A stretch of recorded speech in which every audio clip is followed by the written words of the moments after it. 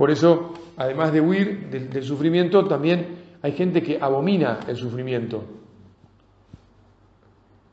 El otro día, bueno, no solo el otro día, en realidad muchos días, muchas personas en el hospital donde la gente sufre, y cuando finalmente consigo sentarme en paz, lo más habitual, esto sucede a la hora de la tarde, ¿no?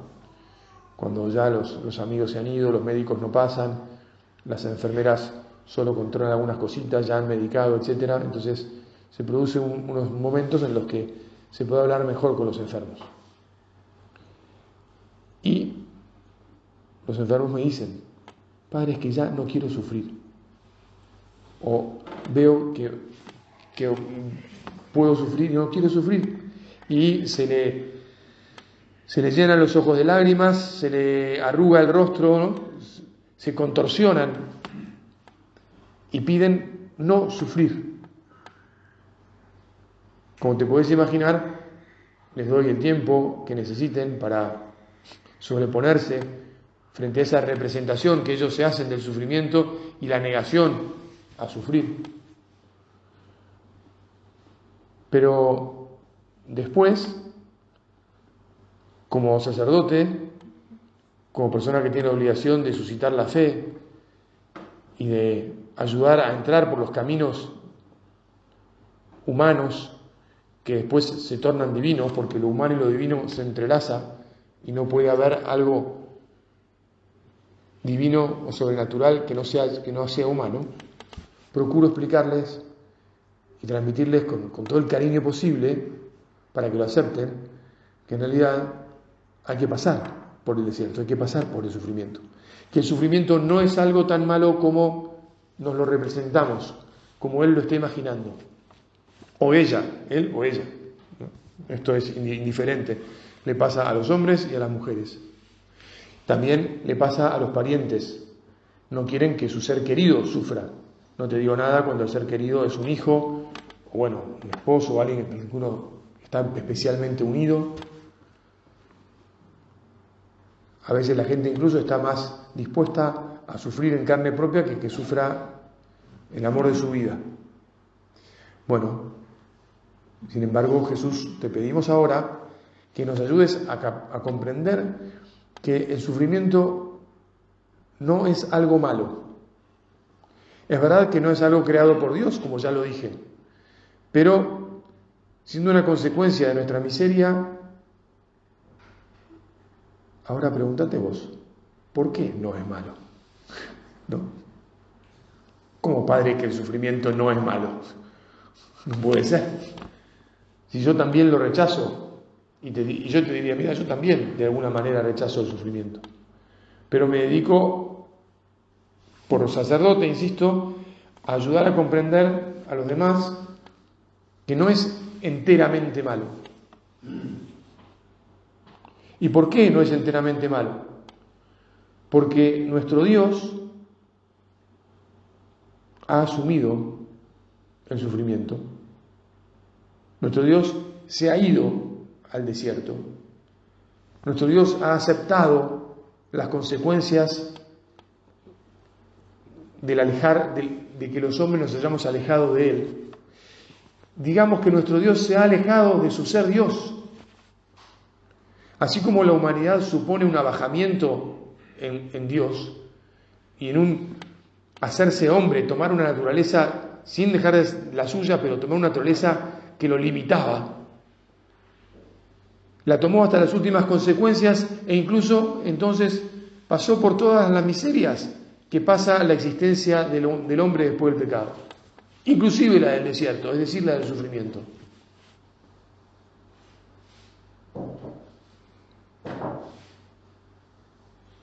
Dios, que no es ni el responsable ni el culpable de que exista el sufrimiento, lo abraza, lo busca. Y entonces la pregunta te la vuelvo a poner: ¿será tan malo sufrir? O por lo menos, digamos así, antes de que Él lo hubiera buscado, antes de que lo hubiera abrazado, antes de que se hubiera hecho uno con el sufrimiento, porque Jesús, dice la Escritura, se hizo pecado, es decir, se hizo la razón más grande del sufrimiento y se hizo, por lo tanto, el sufrimiento mismo. En la cruz lo vemos así, lo vemos sufrimiento. ¿Qué es la cruz? Es sufrimiento. Antes tal vez no tenía razón de bien, pero una vez que Dios lo asume y lo vive de este modo, Señor, ¿acaso yo me voy a negar a sufrir? Mira, yo entiendo, y a mí también me pasa, que le queremos quitar el cuerpo, que lo esquivamos, que tratamos del modo más inteligente de pasarla bien, o dicho de la otra manera, de no pasarla mal aquí. Pero nos equivocamos un poco cuando le esquivamos del todo y siempre y no queremos saber nada, porque no es lo que hizo Jesús. Si bien en su vida no hubo solo sufrimiento, sí supo, como acabamos de decir, empaparse, encarnarse en el sufrimiento. Por lo tanto, Señor, le has cambiado el sentido. Y entonces hay otra pregunta muy importante que nos tenemos que hacer, y es, ¿puede el hombre liberarse del sufrimiento? La pastillita de la eterna salud, ¿no? O de la eterna juventud, ¿es algo alcanzable? ¿Es posible? Dicen, a ver, no lo dicen así explícitamente, pero pretenden que sí, ¿no? Lo que el mundo, la humanidad, hoy por hoy, la humanidad desarrollada, vive en la pretensión de que no falta mucho para que se acaben los sufrimientos. Es ridículo eso. Incluso porque además en general son científicos que están en relación con los límites de la ciencia, ¿no? Son científicos que están en relación con los límites de la ciencia los que mienten. Es decir, los que se mienten a sí mismos para seguir teniendo algo que hacer y nos mienten a todos nosotros para que sigamos poniéndole plata y sigamos creyéndonos que efectivamente ese es el proyecto al que hay que ir, ¿verdad? El proyecto de encontrar la cura de todas las enfermedades, el proyecto de encontrar la prevención de todas las dificultades, el proyecto de que vamos a ser eternamente jóvenes y impresionantes, ¿no? Y que vamos a mantener la calidad de vida y que, bueno, claro, y que no vamos a morir en última instancia, es lo que está, la creencia que está detrás de todo eso. Pero todo eso es falso, es mentira. En última instancia no se lo cree nadie. Y te sugiero que delante de Jesús, que nos escuche del sagrario, sugiero que te digas a vos mismo, es mentira. Y con esto no quiero decirte que si es mentira, entonces despreocupate, tratate mal, comé insano, fumá, etc. No estoy diciendo toda eso es ridículo. O sea, buscate sufrimientos y no. Sin sentido, no. Lo que quiero decir es que el descanso eterno, la vida eterna, la felicidad perfecta, no es la que vamos a conseguir nosotros por nosotros mismos o por nuestra inteligencia limitada, sino es la que Dios nos ha regalado desde siempre y que nunca nos retiró. Los que se fueron del paraíso fuimos nosotros. Dios siempre mantuvo preservado el paraíso para nosotros y vino a buscarnos y pasó por el sufrimiento para poder volver allí. Entonces, con esta meditación lo que te quiero plantear es, atrévete a abrazar los sufrimientos que esta vida invariablemente, de algún modo u otro, pondrá delante tuyo.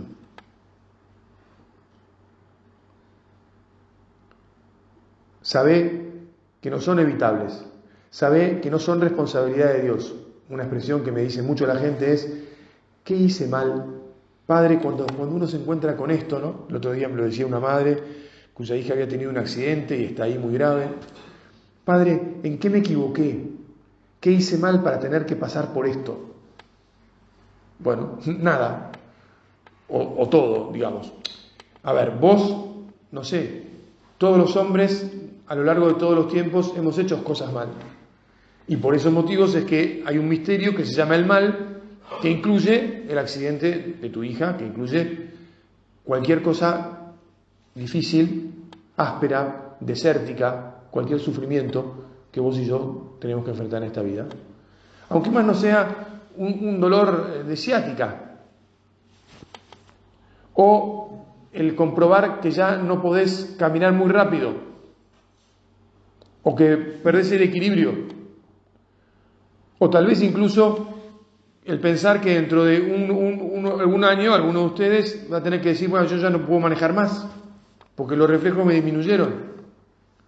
Y los más jóvenes decir, bueno, mira, esto puede ser una pavada, pero no puedo ir a gozar del deporte, del fulbito, de lo que sea, con mis amigos porque tenés que gozar de tus hijos, no porque tenés que quedarte en el desierto de cuidar a tus hijos, aunque lloren alguna vez. Pero bueno, es un modo de decir.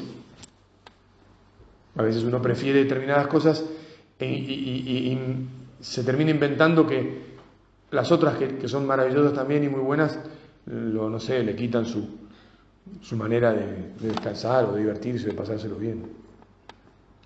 Hasta nos inventamos sufrimientos.